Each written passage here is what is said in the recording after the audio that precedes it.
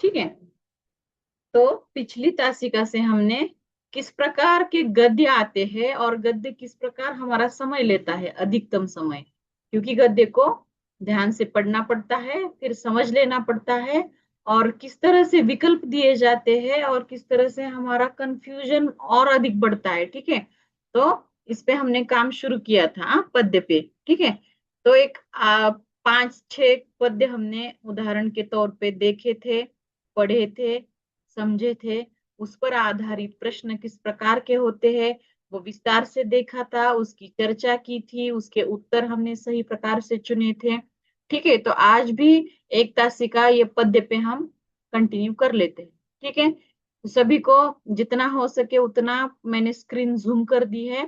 ठीक है। तो आप अच्छी तरह से अपने अपने स्क्रीन पे पढ़ लीजिएगा। ठीक है। मैं भी आपके साथ पढ़ूंगी, मेरे साथ आपको भी पढ़ना है। ठीक है। आवाज येतोय सगळ्यांना?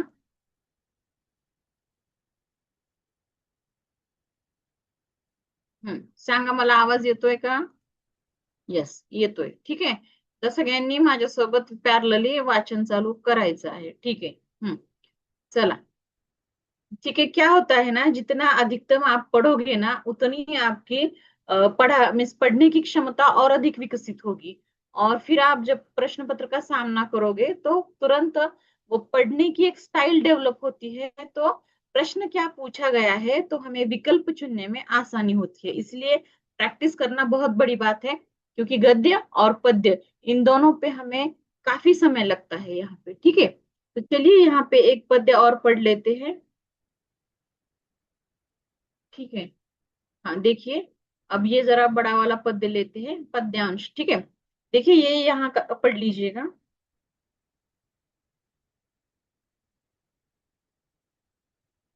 हम्म देखिए यहाँ पे ये वाला पद्यांश मैं पढ़ रही हूँ। हम्म चलिए। चौड़ी सड़क गली पतली पलती थी, चौड़ी सड़क गली पलती थी, दिन का समय घनी बदली थी। रामदास उस दिन उदास था, अंत समय आ गया पास था। उसे बताइए दिया गया था उसकी हत्या होगी। धीरे धीरे चला अकेले, सोचा साथ किसको ले ले। फिर रह गया, सड़क पर सब थे, सभी मौन थे, सभी निहत थे, सभी जानते थे यह उस दिन उसकी हत्या होगी। खड़ा हुआ वह बीच सड़क पर, दोनों हाथ पेट पर रखकर, सधे कदम रख करके, आए लोग सिमट कर आंख गड़ाए, लगे देखने उसको जिसकी तय था हत्या होगी।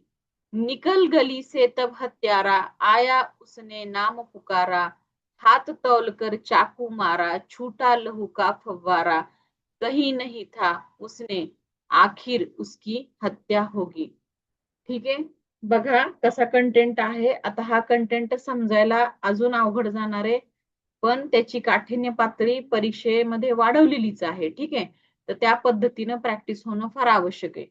चलिए, आप लोगों ने भी पढ़ा होगा कि रामदास यह इस कहानी का मुख्य किरदार है, इस सॉरी पद्य का। ठीक है। रामदास यह मुख्य पात्र है। और देखिए यहाँ पे किस प्रकार का सामाजिक जो परिवेश है उसका वर्णन किया गया है। ठीक है। अब चलिए प्रश्न में पढ़ लेती हूँ। आपकी स्क्रीन पे पद्य है और आपको दिए गए विकल्पों में से सही विकल्प उत्तर के तौर पे मुझे बताना होगा। रामदास क्यों उदास था? उसे पता था कि उसकी हत्या होगी। उसे कोई बचाने वाला नहीं था। उसे किसी राजकीय सहायता का भरोसा नहीं था। उसने अपनी सहायता और लाचारी के कारण वह निराश था। 4 विकल्प है, मैंने पढ़ लिए हैं। तो बताइए रामदास उदास क्यों था? एक। ठीक है। एक विकल्प। ठीक है। हाँ। ठीक है कि उसे यह बता दिया गया था कि उसकी हत्या होगी। ठीक है। यहाँ देखिएगा, उसे बता दिया गया था कि वो ये कर्सर, हाँ, उसकी हत्या होगी। ठीक है। तो इसीलिए वह उदास था। रामदास क्यों उदास था? ठीक है। देखिए दूसरा प्रश्न यहाँ पे है। रामदास ने अपने साथ और किसी को क्यों नहीं लिया? रामदास ने अपने साथ और किसी को क्यों नहीं लिया? वह और किसी को संकट में नहीं डालना चाहता था। उसे अन्य किसी पर भरोसा नहीं था। उसे पता था कि कोई उसकी सहायता नहीं करेगा। वह अपनी और अन्य सभी की लाचारी जानता था। बघा प्रश्न काय की रामदास ने अपने साथ और किसी को क्यों नहीं लिया? ठीक है, तो ये विकल्प है। तो देखिए यहाँ पे क्या था। हम्म सोचा था किसी को ले ले, फिर रह गया सड़क पर। सब थे, सभी मौन थे, सभी निहत्थे, सभी जानते थे यह उस दिन उसकी हत्या होगी। मग याच्यातून काय मतितार्थ निघतोय? कुठलं विकल्प आपण घ्यायचंय? हाँ, उसने सोचा था। हाँ, पहले वो धीरे धीरे चला अकेले, बाद में सोचा था किसी को ले ले, फिर रह गया सड़क पर। सब थे, ठीक है, सड़क पर सब थे, सभी मौन थे, सभी निहत्थे, सभी जानते थे यह उस दिन उसकी हत्या होगी। बघा आता काय कि वह किसी को संकट में नहीं डालना चाहता था। उसे अन्य किसी पर भरोसा नहीं था। उसे पता था कि कोई उसकी सहायता नहीं करेगा। वह अपनी और अन्य सभी की लाचारी जानता था। बघा कुठला उत्तर घ्यायचंय? तीन. ओके, तीन. तीन चार, तीन चार, हा. तीन आणि चार. बघा काय घ्यायचं? हं? तीन बघूया. उसे पता था कि कोई उसकी सहायता नहीं करेगा। वह अपनी और अन्य सभी की लाचारी जानता था। बघा तीन का चार. ये दो विकल्प मैंने हटा दिए हैं। अब ये दोनों में से हमें एक के साथ चलना होगा. हम्म ओके, म्हणजे तीन आणि चार मध्ये कन्फ्युजन वाढलेलं आहे. ठीक है, तो देखिए यहाँ पे उसे पता था कि कोई उसकी सहायता नहीं करेगा. पता था उसे, लेकिन अगला विकल्प देखिए, वह अपनी और अन्य सभी की लाचारी जानता था. सगळ्यांना माहितीये त्याची हत्या होणार आहे. ठीक है, त्याला स्वतःलाही माहितीये, म्हणून वह अपनी, त्याला स्वतःला माहितीये ना कि उस दिन उसकी हत्या होगी. तो यह इम्पोर्टेंट चीज है ना, जो कही हुई है कि वह अपनी और अन्य सभी की लाचारी जानता था. उसे स्वयं खुद को भी पता था कि उसकी हत्या होगी, अन्य सभी को भी पता था कि उसकी हत्या होगी, और सभी निहत्ते थे. निहत्ते म्हणजे ज्यांच्या हातामध्ये असं आपण म्हणतो ना की कुठलंही शस्त्र नाही, काही नाहीये, असं खाली हात. ठीक आहे, हा, की आता त्यांचे हात काहीच करू शकत नाहीये. ठीक है, तो इसलिए ये निहत्थे वगैरे ये जो है ना, ये बात आप ध्यान से पढ़ लीजिएगा. सभी मौन थे, म्हणजे सगळ्यांना माहिती होतं, पण सभी मौन थे, सभी निहत थे. म्हणजे कुणाच्याही हातात काही असे शस्त्र अस्त्र काहीही नव्हतं. ठीक है. तो यहाँ पे ये विकल्प ज्यादा करेक्ट है. इसलिए हमें चार के साथ चलना होगा. ठीक है. हम्म बराबर. ठीक है, चलिए अब अगला पढ़ लेती हूँ प्रश्न.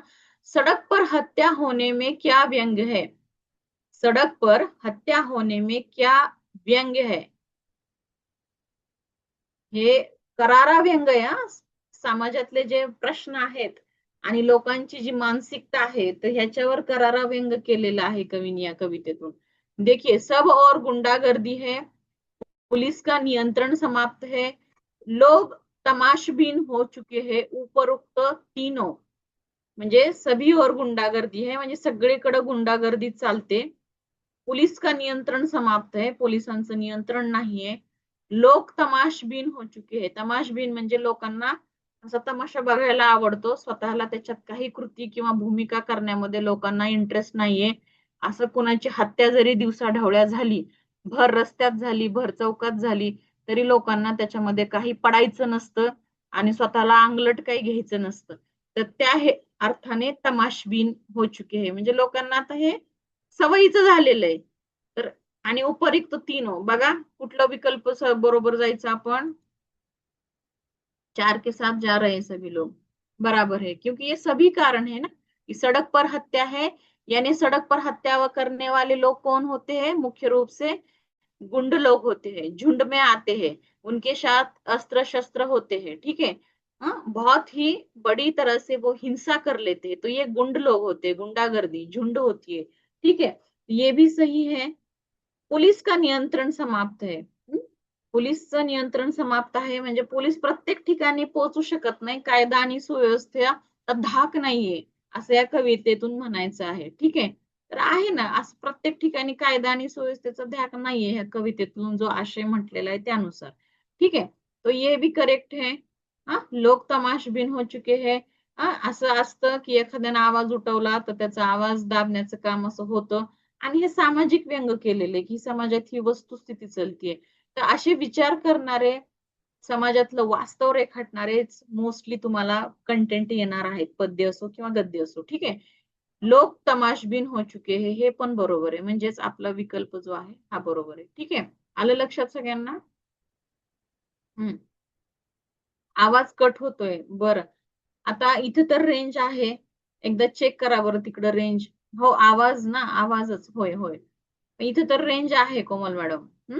बाकीच्यांकडे काही प्रॉब्लेम होतोय का, आवाज येतोय का इतरांकडे? सध्या ढग आलेले आहेत, पावसाचं वातावरण आहे, त्यामुळे जिथे जिथे पाऊस पडण्याची शक्यता आहे किंवा सुरू आहे तिथं आवाजाचा प्रॉब्लेम येणार. ठीक आहे, कारण ते टेक्निकल मर्यादा असतेच आता. रामदास चिल्लाने की बजाय पेट पर हाथ रखकर क्यों खड़ा, एक मिनट आपण थोडं कमी करू.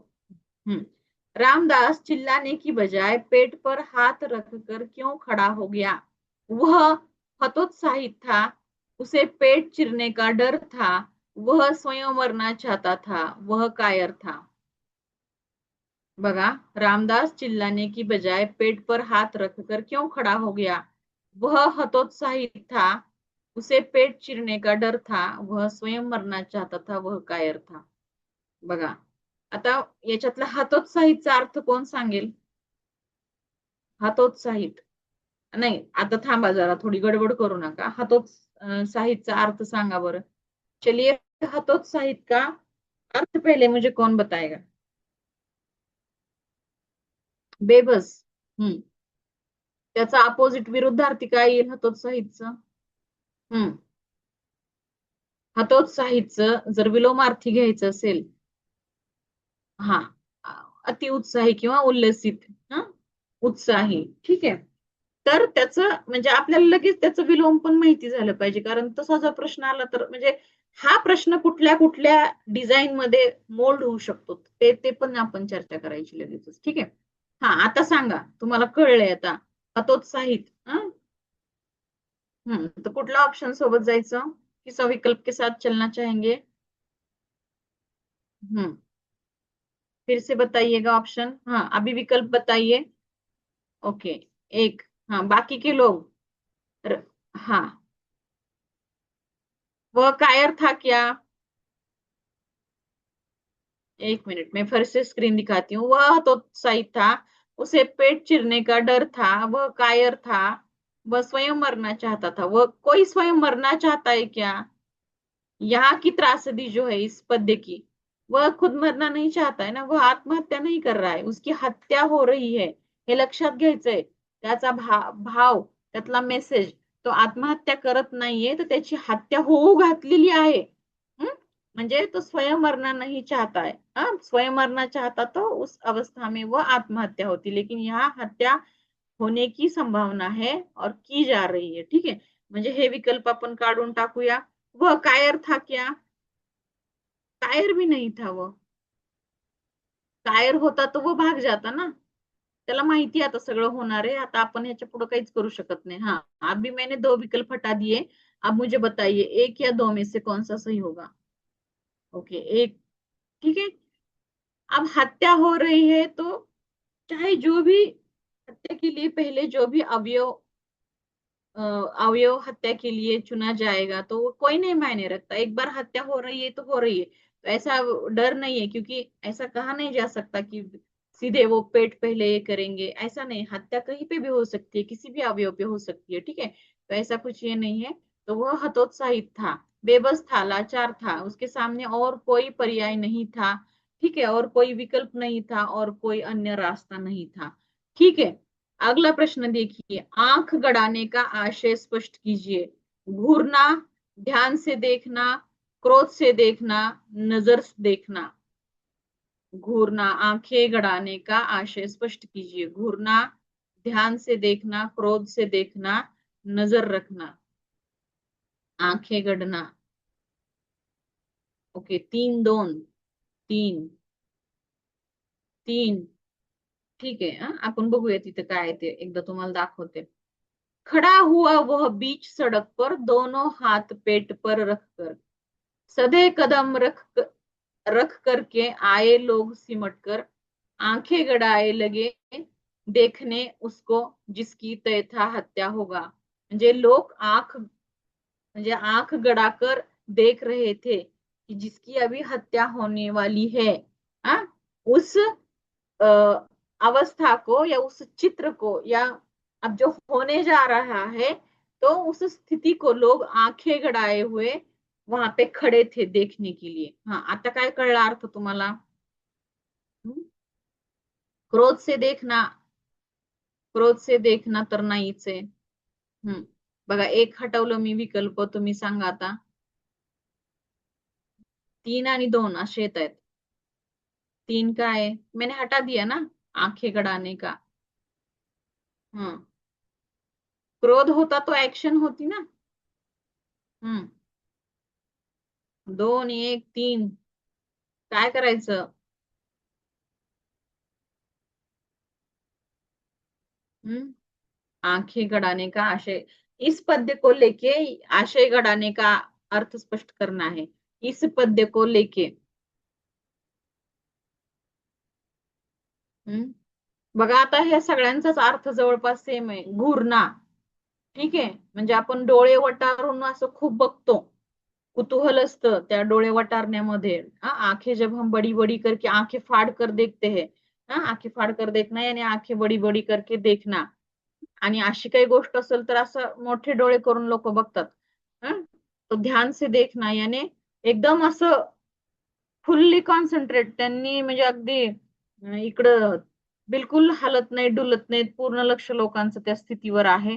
नजर रखना म्हणजे पाळत ठेवून, की आता काय होणार आहे, आता काय होणार आहे। मग तिन्ही पण तशी त्याच्या जवळ समर्पक अर्थ आहेत, पण आपल्याला घ्यायचा कुठला आहे सांगा बरं? हम्म गौर से देखना अर्थ होगा। हा, मग ते सगळ्यांचंच, मग तेच सांगते मी। आता आपण डिस्कस केलं की सगळ्यांचे अर्थ जवळपास त्याच सिच्युएशनला आहेत, पण आता 3 पैकी तर एक आपल्याला निवडावं लागेल ना। हेच तर असतं आता मोस्ट करेक्टचा मामला इथे। हम्म आता इथे सगळे आपण काल परवा पण पाहिलं की ऐसे विकल्प होते हैं, और उसमें से जो उस कविता का हमें शीर्षक फाइनल करना था, ठीक है। बरं, नजर ठेवली जाते, मग आंखें घूर कर का नाही बरं विशाल सर? आंखें घूर कर म्हणजे डोळे असे फाडून फाडून बघतात ना, की आता काय, त्यांच्या डोळ्यात तो भाव असतो। हम्म आता नजर ठेवायची काही गरज नाही ना, तो पळून थोडीच जाणार आहे। हे त्यालाही माहितीये आणि बाकीच्यांनाही माहितीये की आता हे डायरेक्ट ऍक्शन होणार आहे इथं। मग काय करायचं? अनिल सर एक म्हणतायत। बर, हा, आता नजर रखना असं पण नाहीये। बघा, आता हा गेला। आता ध्यान से देखना, ध्यान से देखना में चेहरे पे कोई ज्यादा हाव भाव नाही रहते, बस एक तल्लीन होऊन आपण बघत असतो ते। पण घूरना म्हणल्यानंतर त्याच्यामध्ये असं डोळे आता जितके आपण मोठे करू शकतो तितकं मोठे करून ते आपण असं बघत असतो, आणि त्या घूरणामध्ये तोंडाचा आ वाचलेला असतो, आ, आणि हे असं अशी एक धुकधुकी असते मनामध्ये की आता खरंच काय होईल असं। तर ह्या कंटेंटला आपल्याला समोर ठेवायचंय। तर बघा बरं, आता सांगा 1 या 2।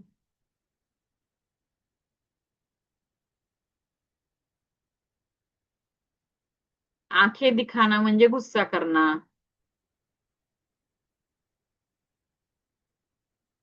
घुरणा म्हणजे खूप असं काय म्हणतो आपण त्याला, वंडरिंग असतो भाव, त्याच्यातलं आश्चर्य असतं त्याच्यामध्ये।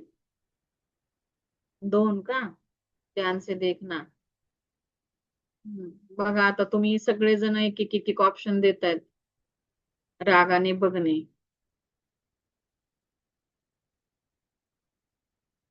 मग काय करायचं? घूरना हे कॉन्सेप्ट अजून खूप हे आहे बरं का. नुसतं रागाने बघणेच नाही. बरं, ध्यान से देखना. अब दो के साथ जा रहे सभी लोग.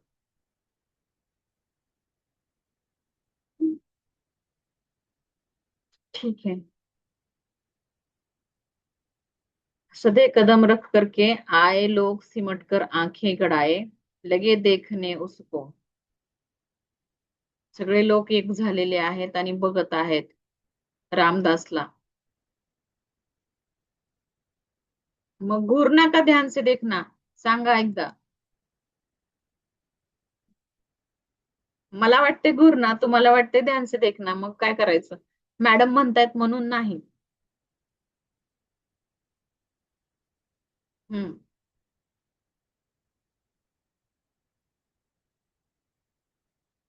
काय करायचं संतोष सर, वैशाली मॅडम? दोन बरोबर. बर. ठीक आहे. मग काय करायचं? ध्यान से देखना. ठीक आहे, ध्यान से देखना मग करूया. हम्म. जिनके हाथ खाली हो उसे कहा जाता है हाथ खाली, खाली हाथ, निहत्था, दो व तीन. आता बघा इथं वेगळा पैटर्न आलेला है. हाँ, अलग प्रकार का पैटर्न है जिसमें कहा गया है कि दो भी सही है और तीन भी सही है. हम्म. जिनके हाथ खाली हो. हाँ? बघा मी उदाहरण देते की जेव्हा गांधीजींची हत्या झाली होती तेव्हा ते निहत्ते होते. बघा मी एक उदाहरण दिले तुमच्या समोर की अजून ह्यातलं कळावं. ठीक आहे. सांग, मला वाटते पटपट व्हायचं उत्तर यायला पाहिजे.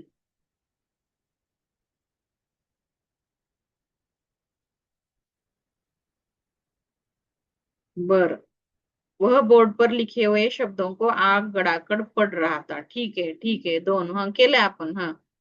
बरं, चार.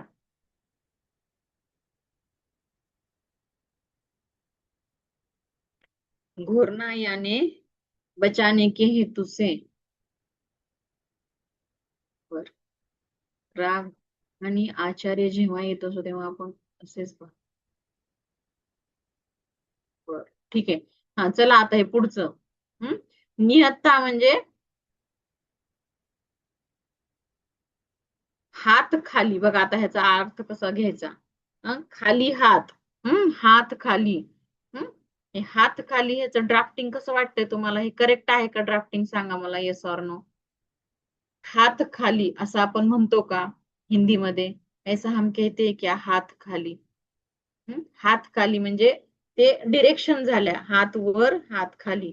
हा, मग हे बरोबर आहे का? हे त्याचं व्यवस्थित ड्राफ्टिंग, व्यवस्थित हात खाली हा आहे का नाही हे सांगा. चला एक एक वर काम करूया. नो. आलं लक्षात. ठीक आहे. म्हणजे हे विकल्प गेलेले. हात खालीचा अर्थ जर तसा घ्यायचा झाला, ऍक्च्युली असं लिहित नाही ते, करेक्ट नाही लिहिलेलं. पण हात ऊपर आणि हात नीचे. हम्म. हात खाली असं नसतं ते. ठीक आहे. ऊपर नीचे होता है दिशा दर्शक के लिए. ठीक है, तो ये हट जाता है विकल्प. तो हात, जिनके हात खाली, तो हात खाली यानी खाली हात. हा, रिकाम्या हाताने, तर हे करेक्ट आहे. और निहत्था, जिनके हाथ में कुछ भी नहीं है. ठीक है. तो अगर ये दो और तीन सही है तो ऑब्वियसली ये विकल्प सही होगा. ठीक है, दो और तीन. तो समझ में आ गया? चला, आलं का लक्षात? पद्य में निहत्था शब्द है, हो आहे. पण त्याचा अर्थ तुम्हाला कळलाय का हे ते चेक करतायत प्रश्न देऊन. आलं लक्षात? आणि पद्यामध्ये तो अर्थ आहेच आहे. पण बऱ्याच जणांना त्याचा अर्थ कळत नाही. मग ते तुमचा शब्दसंग्रह चेक करतात की तुम्ही शब्द हा टॉपिक व्यवस्थित केलाय का. ठीक है. चलिए, अब अगला पद्यांश ले लेते हैं. महादेवी वर्मा. पद्यांश 19. अब 18 देखा, 19 देखते हैं. ठीक है, अगले तासिका में ये पद्यांश नहीं होंगे, गद्य के साथ हम काम करेंगे. ठीक है. चलिए पढ़ लीजिएगा स्क्रीन पर. महादेवी वर्मा की रचना है. हो हो हो राखी मॅडम, आन्सर 4च हा. आपण 4ला टिक केलंय, तुम्हाला दाखवते एकदा. ठीक आहे, हे 4 हे कट झालेलं आहे, हे करेक्ट आहे, हे करेक्ट आहे, पण ह्यांचे नंबर इथे आलेले आहेत हा. आप देख सकते हैं इस विकल्पों के नंबर यहाँ दिए हैं 2 और 3, तो दोनों सही है, इसलिए विकल्प चौथा सही जाएगा। ठीक है। चलिए पद्यांश 19 महादेवी वर्मा की रचना है। कितनी करुणा कितने संदेश, पथ में बिछ जाते बन पराग, गाता प्राणों का तार तार, अनुराग भरा उन्माद राग, आंसू लेते वे पथ पकार, जो तुम आ जाते एक बार, हंस उठते पल में आर्द्र नयन, हंस उठते पल में आर्द्र नयन, धुल जाता होठों से विषाद, छा जाता जीवन में बसंत, चिरसंचित विराग लुट जाता, आंखें देती सर्वस्ववार, आंखें देती सर्वस्ववार, जो तुम आ जाते एक बार। बघा, ही कविता खूप सगळ्या लोकांनी अभ्यासलेली असणार आहे, खूप लोकप्रिय कविता आहे महादेवी वर्मांची, आणि ही कुठल्या ना कुठल्या पाठ्यपुस्तकात तुम्ही अभ्यासलेलीच आहे, त्याच्यात डाऊटच नाहीये। अभ्यासली आहे का कुणी? अभ्यासली आहे का कुणी? उत्तर द्या, जवाब दीजिए, ये कविता किसने अभ्यास की है पाठ्य पुस्तक में? बर नहीं, ठीक है, नहीं, ठीक है, तो जिनका एमए वगैरह हो चुका है, ये पाठ्य पुस्तक में जूनियर और इसमें होगी कविता। ठीक है, एकदम आसान सी कविता है कि जब तुम आ जाते तो क्या क्या होता। तो महादेवी वर्मा ने अपने प्रिय व्यक्ति के बारे में ये कविता लिखी है कि तुम अगर आ जाते तो कितना क्या क्या कुछ नहीं हो जाता। ठीक है, लेकिन ये कब होने वाला है? जब अपनी प्रिय व्यक्ति सामने आ जाएगी या मिलने आ जाएगी। ठीक है, ऐसा इस कविता का भावार्थ है। ठीक है, तो देखिए पहला प्रश्न क्या है, रास्ते में करुणा और संदेश क्या बनकर बिछ जाते। रास्ते में करुणा और संदेश क्या बनकर बिछ जाते, फूलों की पत्तियां, फूल, फूलों की रज, फूलों के बीज, कितनी करुणा कितने संदेश, पथ में बिछ जाते बन पराग। क्या येल, फूलों की पंक्तियां, फूल, फूलों की रज, फूलों के बीज।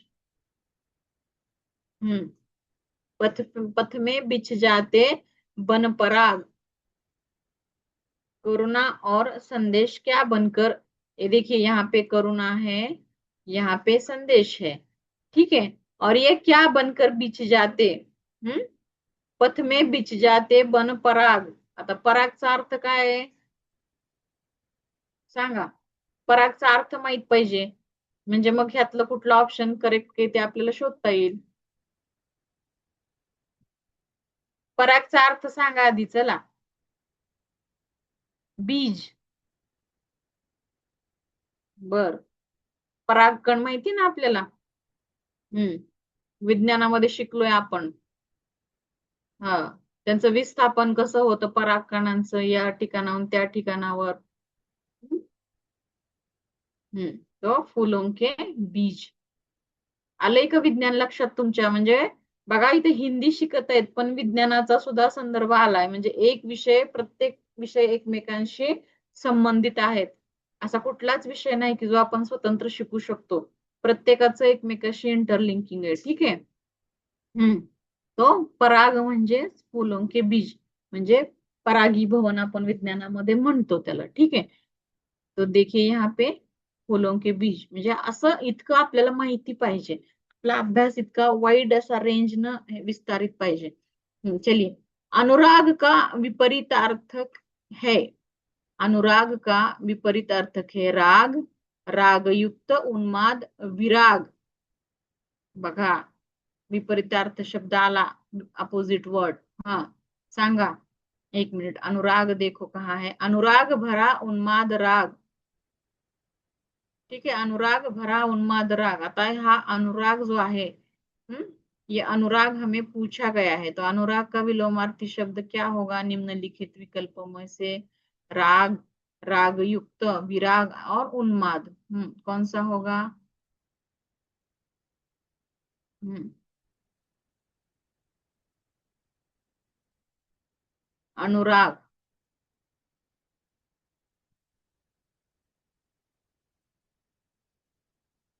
3-1. चला नीट सांगा. अनुराग का विपरीतार्थ शब्द. 3-1. 1. 1. राग और विराग. क्या होगा राग और विराग?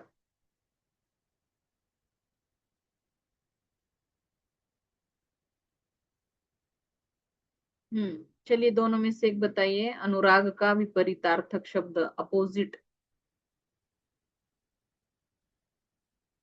1. राग. करायचं टिक रागला. राखी मॅडम, आनंद सर, कविता मॅडम, संतोष सर.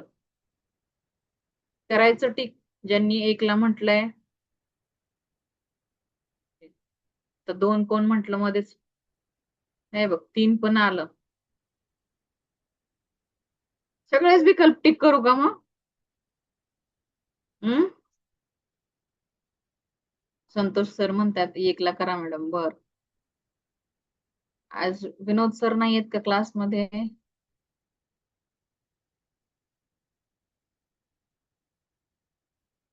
मग ते तुम्ही सांगायचे मला, अनुरागचा अर्थ काय आहे? काय असेल अर्थ? ते अनुरागचा अर्थ पहिला माहित पाहिजे ना.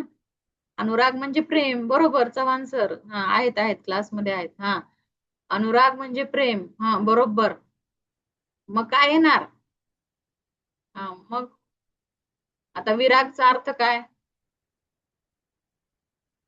अनुरागचा अर्थ कळला, मग आता प्रत्येक ऑप्शनचा अर्थ पण बघावा लागेल का नाही?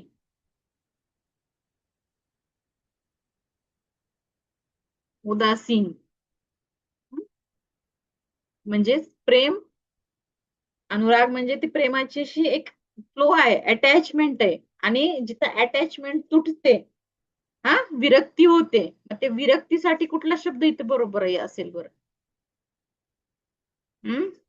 विरक्तीसाठी कुठला शब्द घ्यायचा? वैराग्य. बरोबर आहे. सांगितलंय मला विरक्ती. आता मी तुम्हाला ते सांगते की अनुराग म्हणजे जिथे एक लाईन ऑफ एक हे असतं, एक स्मूथ हे असतं, फ्लो असतो त्या प्रेमामध्ये, त्या रिलेशनशिप मध्ये. पण आता विरक्ती आहे, त्याच्या बरोबर उलट आहे. तर मग काय घ्यायचं? विराग. आलं का लक्षात? त्यामुळं राग नाही. हा आलं लक्षात? राग म्हणजे तुमचे संगीतातले जे वेगवेगळे राग असतात ते. ठीक आहे, तर विराग असं असतं. ठीक आहे, म्हणजे विरक्ती आहे थोडक्यात आता अनुरागच्या विरोधात. प्रेमामध्ये काय म्हणतात तसं हे नसतं काय, राग वगैरे असं काही. त्याच्या ह्याच्यात माणूस सायलेंट होऊन जातो, बाजूला होऊन जातो, विरक्त होऊन जातो. आपला स्वतःला ते हे करून घेतो. अशा काही राग वगैरे काही नसतं. ठीक आहे. हा बरोबर. आता विराग सही लग रहा है हा, एवढी चर्चा झाल्यावर. ठीक है, चलिए. पल भर में किस प्रकार के नेत्र हंस उठे? पल भर में किस प्रकार के नेत्र हंस उठते? भीगे हुए, मूंदे हुए, मुरझाए हुए, धुले हुए. बघा.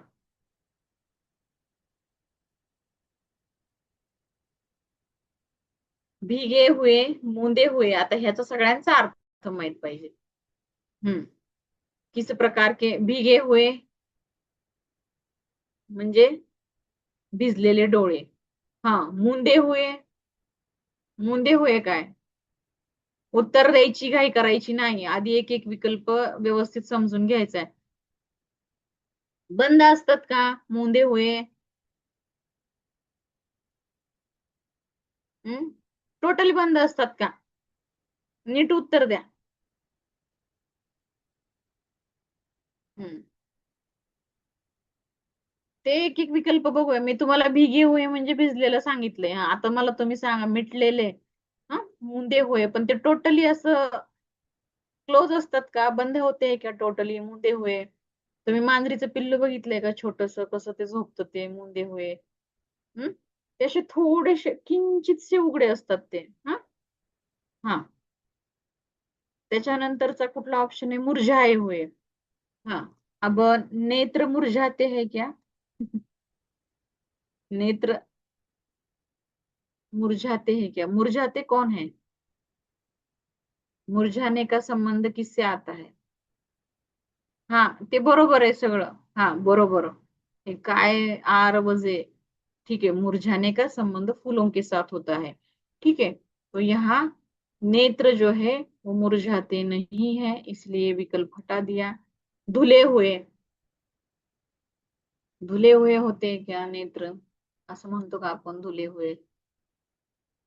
नेत्रों की बात जब होती है तो सार्थक शब्दों की रचना के साथ किस प्रकार का वाक्य होता है? नेत्रों की बात. धुले हुए नेत्र ऐसे बोलते हैं क्या? असं म्हणतात का? मग काय येईल? नरेश सर म्हणतायत 1 नंबरचा विकल्प घ्या म्हणून. ठीक है, तो यहाँ पे आप देख सकते हो, हंस उठते पल में आर्द्र नयन. आर्द्र. आर्द्रतेचा संबंध पुन्हा विज्ञान आलं बघा. हा, आर्द्रता म्हणजे काय? आलं विज्ञान.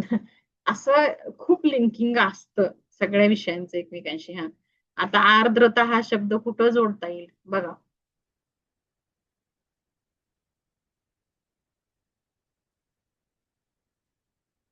आता आलं लक्षात? आर्द्रता आहे आर्द्र नयन. आर्द्र हा शब्द विज्ञानाचा शब्द आहे. ठीक है, देखिए यहाँ पे भीगे हुए. हा, मुंदे हुए नसतं. ठीक आहे, मुंदे हुए म्हणजे असं कम्प्लिटली असं खूप आपण गाढ झोपेत असतो तसे डोळे नसतात. हे थोडेसे किलकिले असतात, त्या थोडेस त्याच्यातून बघतात ते ना, म्हणून तुम्हाला मी मांजरीचं उदाहरण दिलं की ते कसं झोपतं त्याचं पिल्लू. ठीक आहे, तो मुंदे हुए होतं. आणि धुले हुए असं काही नसतं. ठीक आहे, तो यहाँ पे भीगे हुए नेत्र. हाँ, पखारना का अर्थ है बघा. पखारना शब्द नीट वाचायचा आहे. परखना नाही. गडबडीत असं होतं की आता वेळ संपायला लागलाय, टिक टिक टिक टिक चालली घड्याळाची, मग इथं वाचताना परखना वाचलं गेलं गडबडीत.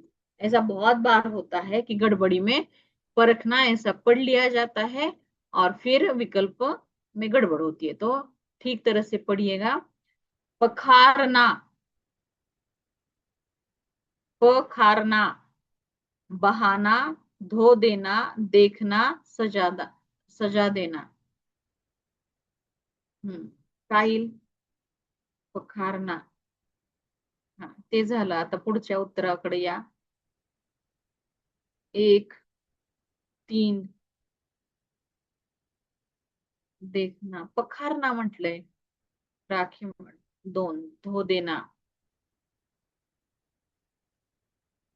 नीट उत्तर द्या. पखारना. कल्पना मॅडम, धो देना कसं होईल पखारना? 1 मिनिट मी तुम्हाला थोडी मदत करते. ठीक आहे.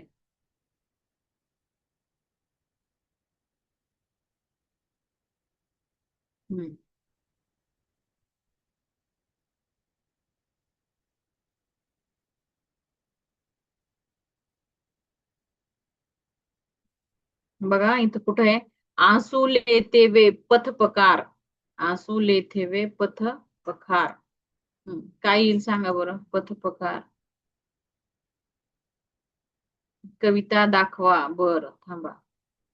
साफ करना. पखारना का मतलब साफ करना. बर, पण इथं काय घ्यायचा भावार्थ? साफ करणं घ्यायचा. 1 मिनिट हे बघा. आंसू लेते वे पथ पकार म्हणजे ते जे अश्रू आहेत, हा, वाट बघताना बघताना ती तो जो कंठ दाटलेला आहे, तर त्यावेळेला डोळ्यातून येणारे अश्रू त्या प्रिय व्यक्तीच्या येण्याच्या रस्त्यावर म्हणजे तो पथ पखार लेते. म्हणजे काय करते? म्हणून मी तुम्हाला कविता दाखवली. आंसू लेते वे पथ पकार.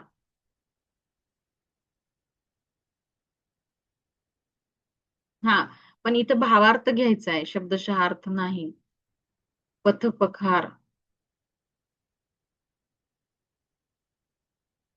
सांगू का? ठीक आहे. पखारणा म्हणजे त्या रस्त्यावर त्या अश्रूंचा असा सडा सजवलेला असणार जेव्हा ती प्रिय व्यक्ती येईल तेव्हा.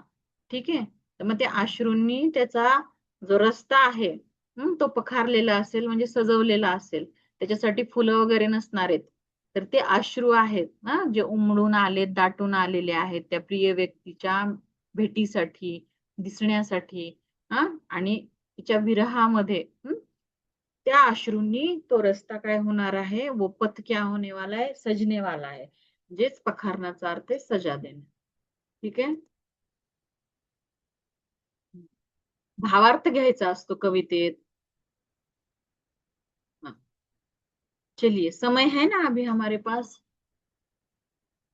समय है क्या, मुझे बताइए, अगला शुरू करना है फिर एक पद्य. समय बताइए. ओके, समय तो हो चुका है. बघा वेळ कसा लागतो आणि कसे उत्तरामध्ये ट्विस्ट करतात. हम्म. एक बार पढ़ लेते हैं. 2 मिनट रह ले, ठीक है, सर तो अभी आए नहीं है, सिर्फ पढ़ना होगा. चलिए एक बार फटाक से पढ़ लेते, जब तक सर आते हैं तब तक. हाँ, अरे इसके 2 प्रश्न रह गए ना यहाँ पे. हाँ, चिर संचित में उपसर्ग है. चिर संचित इस शब्द में उपसर्ग है. उपसर्ग म्हणजे मूळ शब्दाच्या पुढं तो सर्ग लावलेला आहे. तर मग चिरसंचित हे जे शब्द आहे ह्याच्यातला उपसर्ग कोणता आहे? ची आहे का चित आहे, संचित आहे का चिर आहे? आता ह्यातला मूळ शब्द कोणता आहे चिरसंचित मध्ये, हे मला सांगा तुम्ही. चिरसंचित मध्ये मूळ शब्द कोणता आहे? हा बा, आधी मूळ शब्द सांगा, उत्तराचीच घाई चाललेली असते. हा, संचित. वजे वजे कोण आहेत आता, हे मॅडम आहेत का सर आहेत हे समजायला मार्ग नाही. हे संचित हा मूळ शब्द आहे. हे आधी समजलं पाहिजे ना. हिची संचित हा जो आहे, कर्सर काय नीट हे होत नाही. पेन. हे संचित हा मूळ शब्द आहे, ह्याला उपसर्ग लावलेला आहे, म्हणजेच हा काय चीर. आलं लक्षात? बरोबर. असं आधी फोड करता आली पाहिजे, ठीक आहे. म्हणजेच ह्याला चीर हा जो आहे, चीर जो आहे इकडे दिसतोय तुम्हाला, तो तो त्याचा उपसर्ग आहे. उपसर्ग म्हणजे मूळ शब्दाच्या आधी किंवा त्या शब्दाच्या, जो शब्द बनलेला आहे नवीन, तर त्याच्या पहिल्या सुरुवातीलाच येणारा. हा, शुरुआत में आने वाला. तो चीर संचित. हाँ, अब ये अंतिम प्रश्न देखिए. कवि के अनुसार एक बार आ जाने से जीवन में डैश डैश छा जाता है. कवि के अनुसार एक बार आ जाने से जीवन में डैश डैश छा जाता है. उन्माद, अनुराग, विराग और बसंत. बघा, उन्माद, अनुराग, विराग और बसंत. हम्म. बघा, हंस उठते पल में आर्द्र नयन, धुल जाता होठों से विषाद, छा जाता जीवन में बसंत, चिरसंचित विराग लुट जाता, आंखें देती सर्वस्व बार, जो तुम आ जाते एक बार. आता काय अर्थ असेल? बरं, आता उन्मादचा अर्थ सांगा.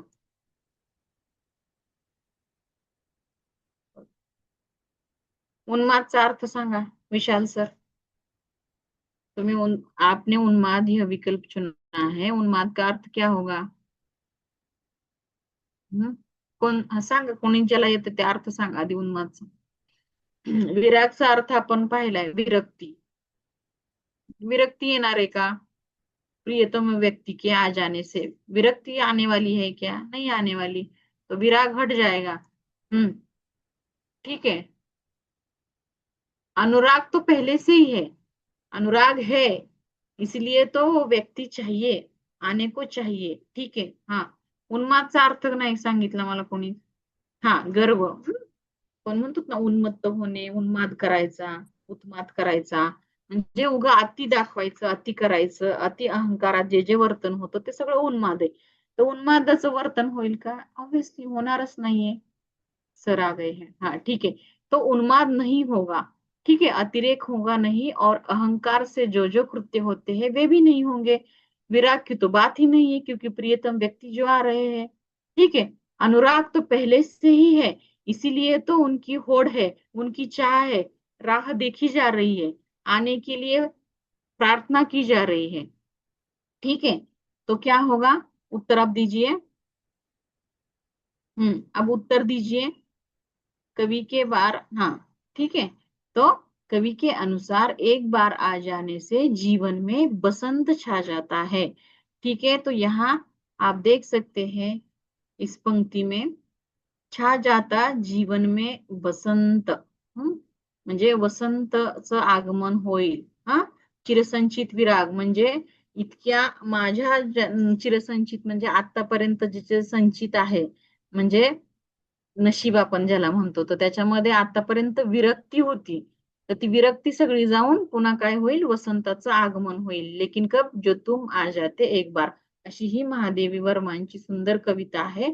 याचा भावार्थ घ्यायचा असतो कवितेचा, शब्दशः अर्थ घ्यायचा नाही. ठीक है, तो सर अभी आ गए हैं, मैं सर को अभी हैंड ओवर कर देती हूँ। और सबका धन्यवाद। ठीक है, मैं यहाँ पे शेयरिंग स्टॉप कर देती हूँ।